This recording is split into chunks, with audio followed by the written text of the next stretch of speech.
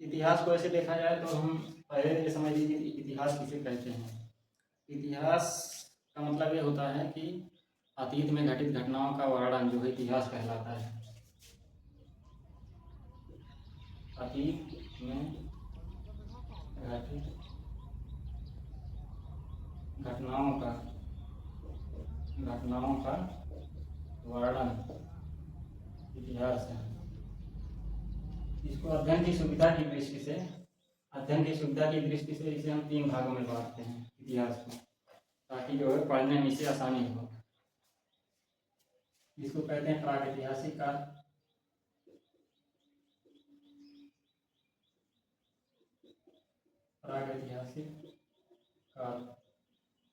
प्रागैतिहासिक काल 2.5 मिलियन वर्ष पहले जो है आदि मानव को जो लिपि और लेखन कला से परिचित नहीं थे।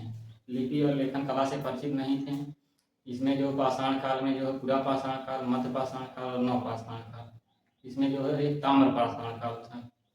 और आद्य ऐतिहासिक काल में जो है लिपि को पढ़ तो सकते थे, लेकिन जो है इससे परिचित नहीं थे। इसकी खोज जॉन मार्शल ने किया था। और ऐतिहासिक जानकारी जो है हेरोडोटस महोदय से मिलती है। इसमें प्राचीन इतिहास, मध्यकालीन इतिहास और आधुनिक इतिहास आता है। आइए हम आपको बताते हैं। प्रागैतिहासिक कालखंड को जो है इसमें ताम्र पाषाण आता है, और जो है पाषाण काल और दूसरा आता है ताम्र पाषाण काल।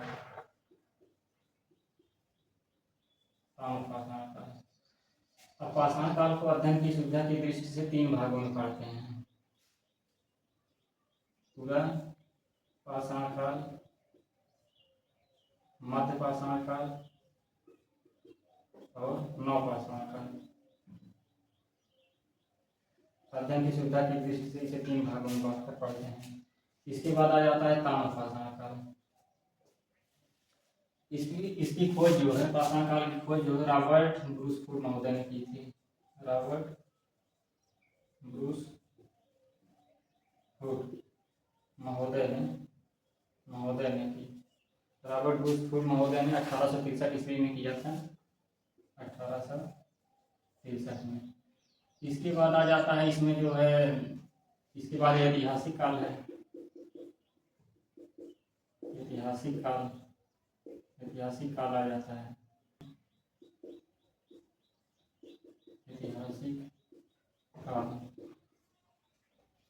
आद्य ऐतिहासिक काल में जो है ये लोग लिपि और लेखन कला से परिचित थे, लेकिन जो है पढ़ने योग्य नहीं थे। प्रागैतिहासिक काल में लिपि और लेखन कला से परिचित नहीं थे। ये जो है लिपि और लेखन कला से परिचित थे, लेकिन पढ़ने योग्य नहीं था।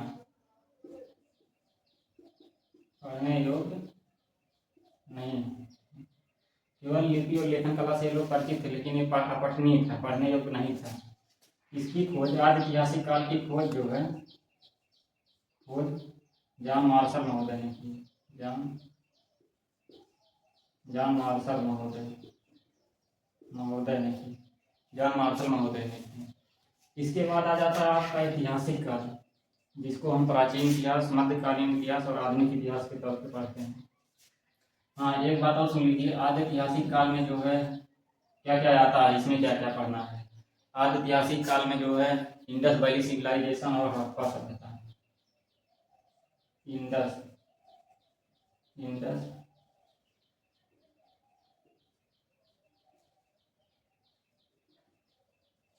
सिंधु घाटी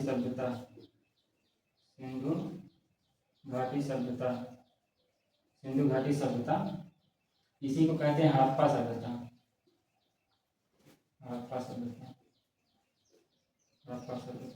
इसमें सिंधु घाटी सभ्यता और हड़प्पा सभ्यता पढ़ेंगे। इसमें पढ़ेंगे जो है पाषाण काल में पढ़ेंगे पूरा पाषाण काल, मध्य पाषाण काल, नवपाषाण काल, और उसके बाद पढ़ेंगे ताम्र पाषाण काल। उसके बाद आ जाएंगे आदि ऐतिहासिक काल में। आदि ऐतिहासिक काल में लिपि और लेखन कला से लोग परिचित नहीं थे, पढ़ने योग्य नहीं था। परिचित तो थे लेकिन पढ़ने योग्य नहीं था। खोज जॉन मार्शल महोदय ने किया। इसमें जो इंडस वैली सिविलाइजेशन, सिंधु घाटी सभ्यता पढ़ना है, हड़प्पा सभ्यता पढ़ना है। इसमें देखिए क्या क्या पढ़ना है ऐतिहासिक काल में। इसकी खोज जो है, खोज हेरोडोटस महोदय, हेरोडोटस महोदय ने की थी इसकी खोज। ऐतिहासिक काल की खोज हेरोडोटस महोदय ने की थी। प्राचीन इतिहास, प्राचीन, मध्य, आधुनिक,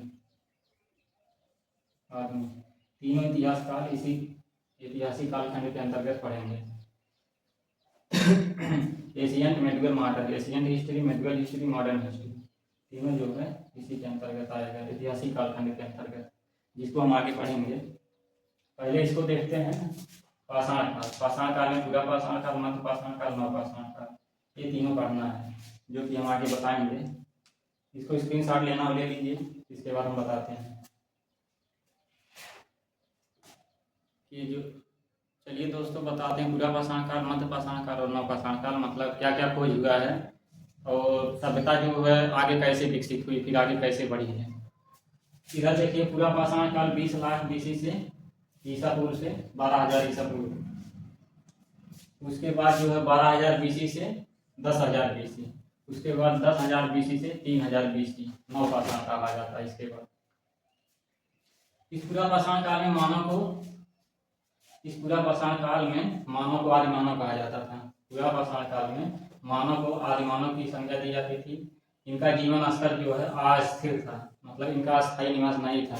आज यहाँ, कल वहाँ, परसों यहाँ, ऐसे मतलब अस्थायी निवास करते थे। इनका कोई अस्थायी रहन सहन और वेशभूषा कोई अस्थायी नहीं था।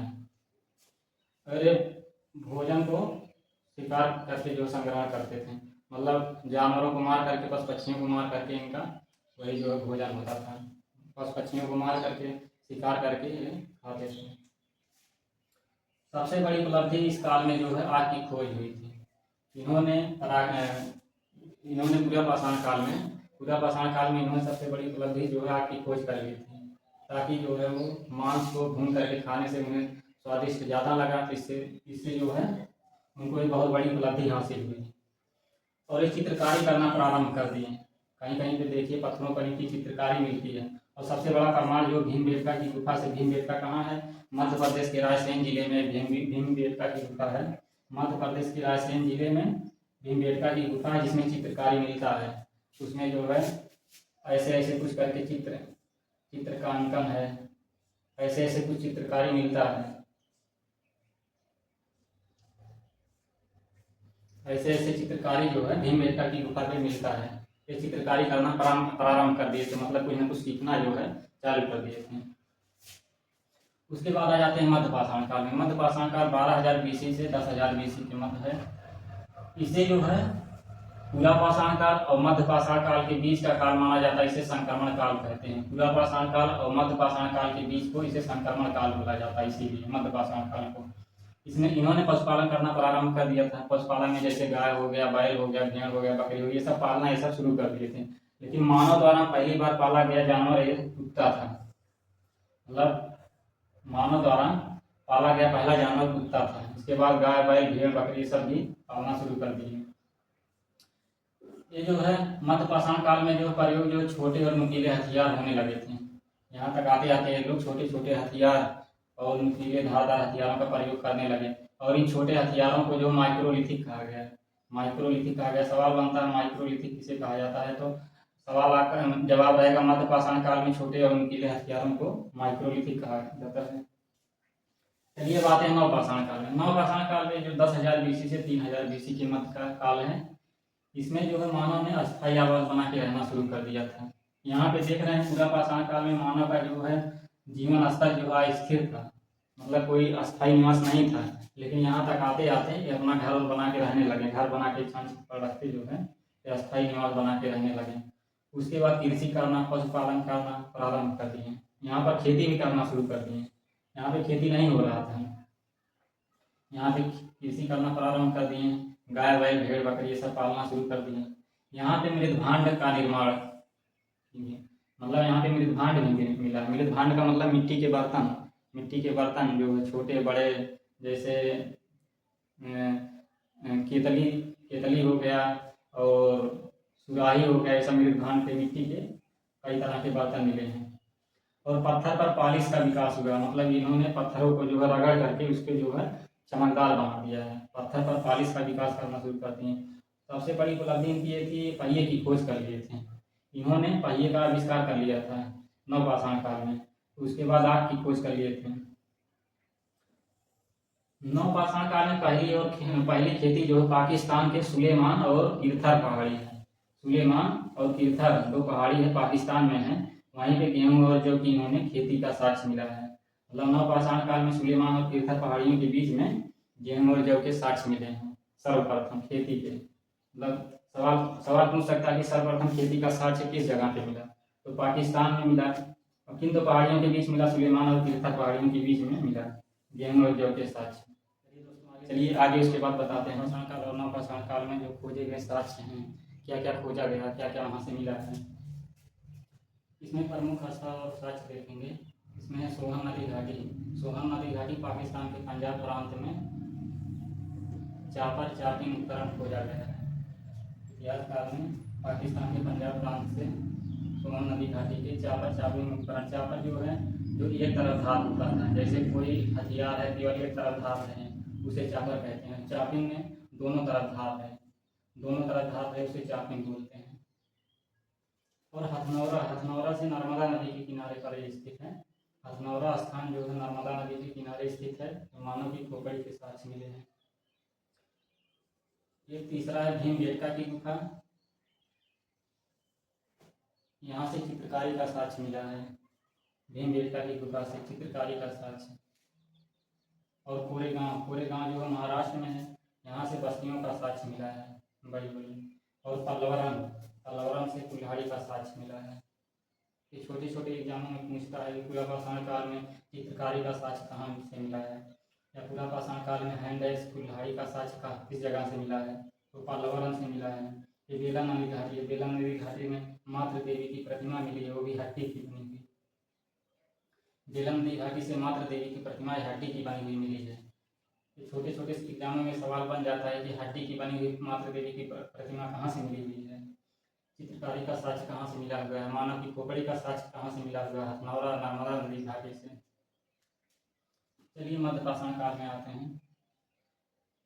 लंघनाज, लंघनाज गुजरात में है। लंघनाज जो है एक जगह है गुजरात में, वहीं पे है। यहाँ से 14 मानव कंकाल के साक्ष्य मिले हैं। सवाल पूछेगा 14 मानव कंकाल के साक्ष्य किस जगह से मिले हैं, तो लंघनाजपुर है। लंघनाजपुर गुजरात में है, मध्यपाषाण काल में खोजा गया है। सराय नहार राय प्रतापगढ़ में यूपी से खोजा गया है। ये स्तंभ गर्तावास के साक्ष्य, मतलब जमीन के अंदर गड्ढे का गर्ता हुआ घर जो है घर का साक्ष्य मिला है। महदहा प्रतापगढ़ यूपी में है। यहाँ हड्डियों के आभूषण के साक्ष्य मिले हैं। सवाल पूछेगा हड्डियों के आभूषण कहाँ से मिले? महदहा प्रतापगढ़ से। तो इसके बाद दमदमा, दमदमा भी प्रतापगढ़ यूपी में है। 41 मानव के सवाधान के साक्ष्य मिले हैं। 41 मानव सवाधान के साक्ष्य। उसके बाद चौपानी मांडा, चौपानी मांडा जो है मृदभांड। इलाहाबाद यूपी मतलब प्रयागराज उत्तर प्रदेश के चौपानी मांडा नामक जगह से मृदभांड के साक्ष्य मिले हैं। सवाल पूछेगा मृदभांड के साक्ष्य मध्यपाषाण काल में कहाँ से मिले हैं, तो चौपानी मांडा से मिले हैं। इसमें सब फैक्ट है, कुछ समझाना है नहीं, रखना पड़ेगा। अब आ जाइए नवपाषाण काल में। नवपाषाण काल में मेहरगढ़, बुर्जहोम, उसके बाद कोयलीबाग। मेहरगढ़ पाकिस्तान के बलूचिस्तान प्रांत में स्थित है।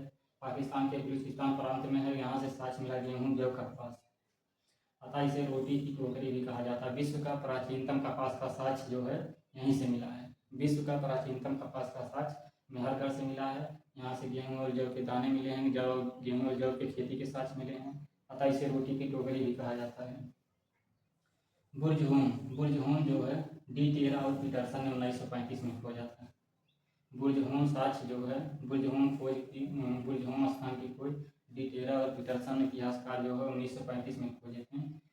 कहाँ पे स्थित है? जम्मू कश्मीर के संसाची क्षेत्र में। बुरजहून जो है जम्मू कश्मीर के संघ शासित क्षेत्र में स्थित है। यहाँ माली के साथ कुत्ते के दफनाए जाने का साक्ष्य मिला है, गर्तावास के साक्ष्य मिला है। माली के साथ कुत्ते के दफनाए जाने का साक्ष्य कहाँ से मिला है? बुरजहून से। किस काल में? नवपाषाण काल में। ऐसे सवाल बनेगा। कोल्ड जो है प्रयागराज के बेला नदी घाटी में स्थित है। कोल्ड प्रयागराज के बेला नदी घाटी में स्थित है। यहाँ से धान की खेती के साक्ष्य मिले हैं। धान की खेती के साक्ष्य, कृषि के आधुनिक साक्ष्य, मतलब कृषि करने का आधुनिक तरीका, मतलब कृषि करने का आधुनिक तरीका जो है यहाँ से मिला है, प्रयागराज से। संत कबीर नगर यूपी से। कोल्डीहवा, ये जो है कोल्डीहवा कहाँ पे स्थित है? प्रयागराज के बेला नदी घाटी के पास। प्रयागराज के बेला नदी घाटी के पास स्थित है। ये साक्ष्य यहाँ से क्या क्या मिला है? धान की खेती का साक्ष्य मिला है। धान की खेती का प्राचीनतम साक्ष्य यहाँ से मिला है, कोल्डीहवा से। तो कृषि का आधुनिकतम साक्ष्य, कृषि का आधुनिक साक्ष्य जो है संत कबीर नगर उत्तर प्रदेश से मिला हुआ है। ये सब सारे फैक्ट हैं, इसे याद कर लीजिएगा। और ताम्रपाषाण की बात है तो ताम्रपाषाण में जो है तांबे का प्रयोग होने लगा था, और उसमें कुछ है नहीं। इसमें जो है पत्थर के औजारों के साथ साथ वहाँ पे तांबे के औजारों का भी प्रयोग करने लगे। इसीलिए मानव द्वारा इसीलिए सवाल पूछता है, मानव द्वारा खोजी गई प्रथम धातु क्या थी? तो तांबा थी। तो ताम्रपाषाण काल इसके बाद है, तो उसमें कुछ कोई है नहीं, केवल उसमें तांबे की खोज जो है हुआ था। तो चलिए उसके बाद देखते हैं, तांबे के उपकरण भी बनने लगे। चलिए मिलते हैं नेक्स्ट वीडियो में। जय हिंद, जय भारत।